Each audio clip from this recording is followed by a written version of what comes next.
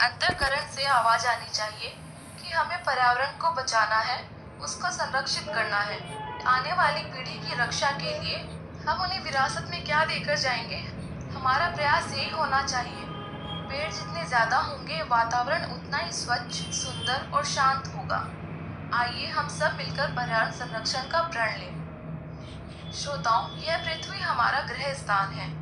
इस पर हम जीवित इसी कारण हैं कि प्रकृति ने पर्यावरण में संतुलन बना रखा है।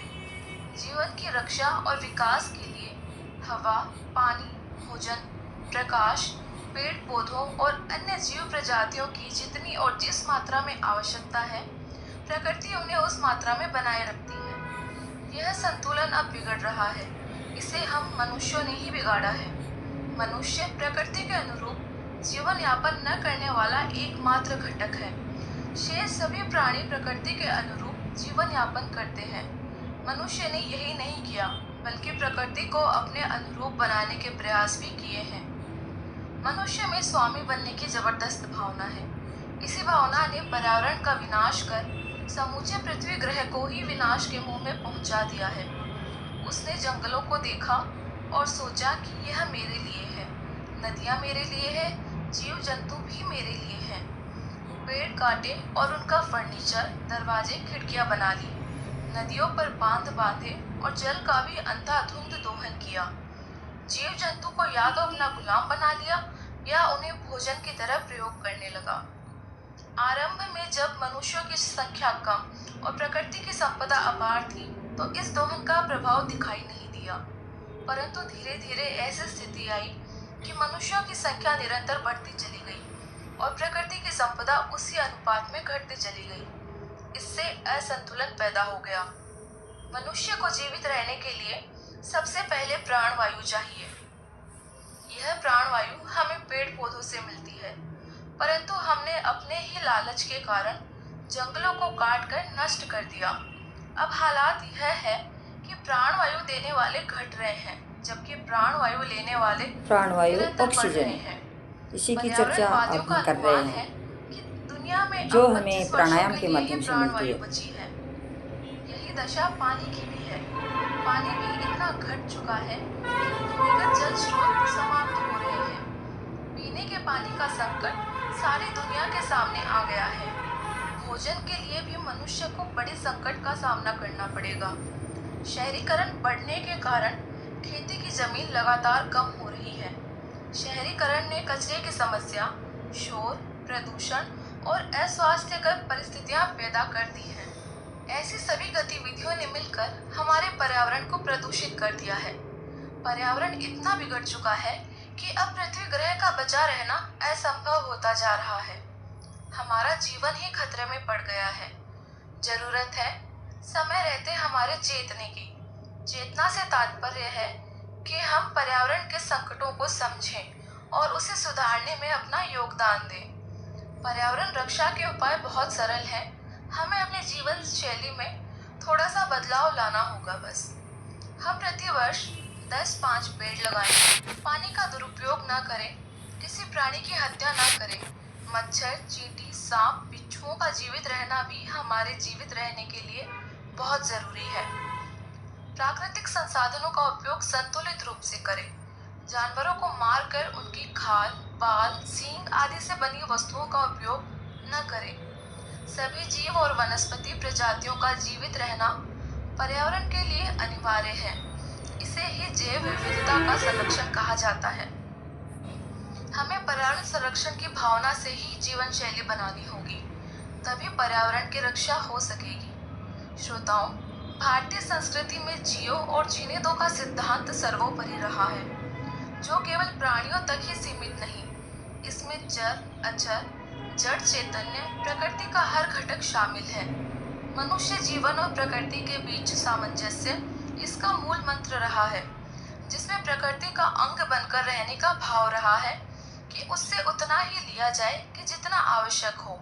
हवा, पानी, पृथ्वी, अग्नि, आकाश जैसे मूल तत्वों से सृष्टि की रचना होने के कारण भारतीय दर्शन एवं चिंतन में इनकी शुद्धता एवं प्रदूषण रहितता पर विशेष ध्यान दिया गया है। हमारी संस्कृति आगाह करती है कि प्राकृतिक संतुलन बनाए रखने से ही पर्यावरणीय संरक्षण संभव है, जो हमें वर्तमान एवं भविष्य में होने वाले दुष्परिणामों से बचा सकता है। प्रकृति के साथ सह अस्तित्व, सामंजस्य और सौहार्दपूर्ण मातृभाव युक्त सम्माननीय दृष्टि ही भारतीय संस्कृति का विधान है। हमारे प्राचीन ऋषि मुनियों ने वनों के बीच रहकर जीवन के उच्चतर सत्यों का संधान किया। प्रकृति से हमारा न तो कोई संघर्ष रहा तथा न ही प्रकृति पर विजय पाने जैसे विचारों से हमारी संस्कृति निर्मित रही। जहाँ विजित विजेता का नियंत्रित नियामक का भाव होगा, वहाँ संघर्ष तो होगा ही। गांधी जी ने उचित ही कहा था कि प्रकृति के पास सभी की आवश्यकताओं की पूर्ति के साधन तो हैं, पर लालसाओं की पूर्ति के नहीं। भारतीय संस्कृति लालसा पर रोक लगाती है, जिससे प्रकृति का दोहन रुक सके।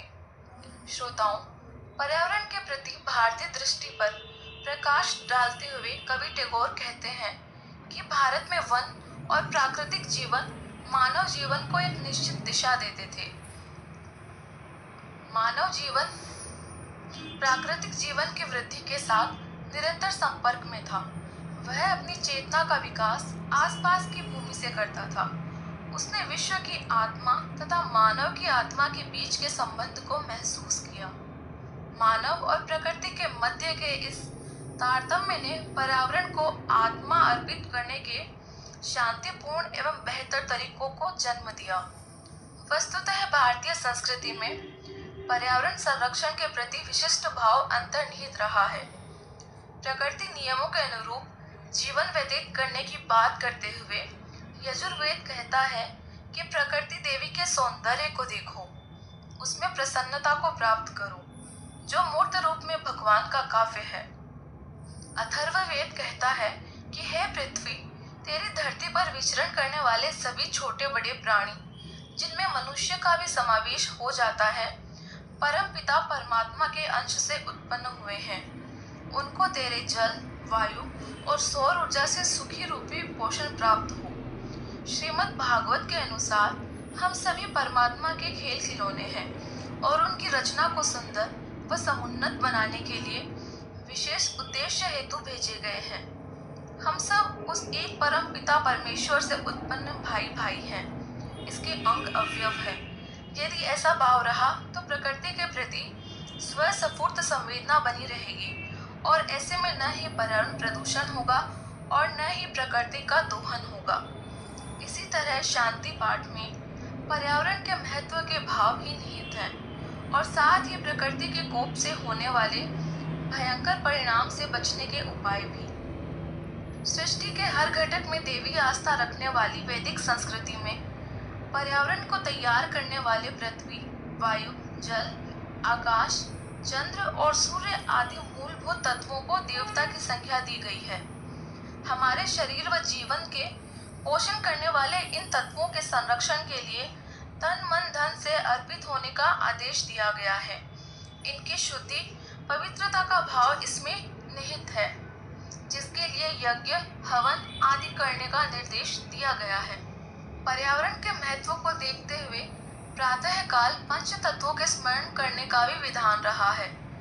वामन पुराण में भावना की गई है कि पृथ्वी अपनी सुगंध, जल अपने बहाव, अग्नि अपने तेज, अंतरिक्ष अपने शब्द ध्वनि और वायु अपने स्पर्श गुण के साथ हमारे प्रातः काल को भी आशीर्वाद दे। यजुर्वेद की ऋचा भी पर्यावरण के महत्व को उद्घाटित करते हुए कहती है कि वे जो नैतिक मर्यादाओं को स्वीकार करने की इच्छा रखते हों, यह वायु उनके लिए सुखकर हो, जल धाराएं उनके लिए सुखकर हो जाएं, वनस्पतियां नीतिपरायण जीवन देने वाले हम सबके लिए सुखकर हो जाएं। वैदिक ऋचाओं के पारायण से स्पष्ट होता है कि प्राचीन काल में हमारे ऋषिगण प्रकृति व पर्यावरण को कितना महत्व देते थे। प्रकृति जीवन को पोषित करती है और स्वस्थ वातावरण हमारे अस्तित्व का आधार है, इसे वे बखूबी जानते थे और प्रकृति को परमेश्वरी कहते हुए देव शक्ति के रूप में ऋषिगण इसकी उपासना व अर्चना करते थे। रामायण तथा अन्य धार्मिक ग्रंथों, उपनिषदों में वन, नदी, जीव जंतु, पशु पक्षियों की भूरी भूरी प्रशंसा की गई है। हमारी संस्कृति पर्यावरण संरक्षण प्रधान रही है, जो प्रदूषण पर विराम लगाती है और आध्यात्मिक मनोविज्ञान को स्वीकार करती है और यह स्पष्ट करती है कि मानव के प्राणों की सुरक्षा तथा पवित्रता की सुरक्षा प्राकृतिक संसाधनों की रक्षा पर निर्भर करती है। प्रकृति से सामंजस्य स्थापित कर जीवन यापन करने के लिए आध्यात्मिकता को अपने जीवन का अंग बनाकर प्रकृति से केवल आवश्यकता भर प्राप्त करने का मूल मंत्र हमने सीखा है। इस कारण विभिन्न धर्मों, सनातन, जैन एवं बौद्ध धर्म में अन्न को बर्बाद होने से रोकना, अधिक अन्न का संग्रहण न करना, अपने शरीर को प्रकृति के अनुरूप ढालना, स्वस्थ शरीर के लिए शुद्ध जल एवं वायु पर निर्भर रहना, पशु पक्षियों के साथ रहना एवं उनके प्रति करुणा का भाव रखना आदि पर विशेष जोर दिया गया है। सामान्य मान्यता है कि विज्ञान जहाँ समाप्त होता है, आध्यात्म वहाँ से प्रारंभ होता है, किंतु ऐसा नहीं है। यदि हम ध्यान से देखें तो विज्ञान और आध्यात्म एक ही सिक्के के दो पहलू हैं। हाँ, यह सही है कि दोनों के दृष्टिकोण एक दूसरे के विपरीत हैं। हमारी संस्कृति अद्वितीय, समृद्धशाली और सुगठित है। पर्यावरण के संरक्षण में यह नियमबद्ध तथा वैज्ञानिक प्रौद्योगिकी का सूत्र प्रदान करती है। इसमें कहीं भी संकीर्णता, धर्मांधता, घृणा, पृथकता आदि दुर्गुण के लिए कोई स्थान नहीं है। आवश्यकता इस बात की है कि हमें निष्ठापूर्वक नैतिक अनुशासन के समस्त जन समुदाय को शिक्षा देनी चाहिए, जिससे पर्यावरण के प्रति प्रेम तथा उत्साह की भावना को प्रबल बनाया जा सके। हमारे शास्त्र किसी भी उद्देश्य को ध्यान में रखकर क्यों न रचे गए हों, एक बात स्पष्ट है कि आज यह व्यवस्था खास तौर पर पर्यावरण संरक्षण के लिए एक नई दिशा तथा प्रदूषण से उत्पन्न चुनौतियों को जड़ से समाप्त करने में सक्षम है। पर्यावरण की शिक्षा बचपन से ही आरंभ की जाए और लोगों के मन में एक विश्वास कायम किया जाए।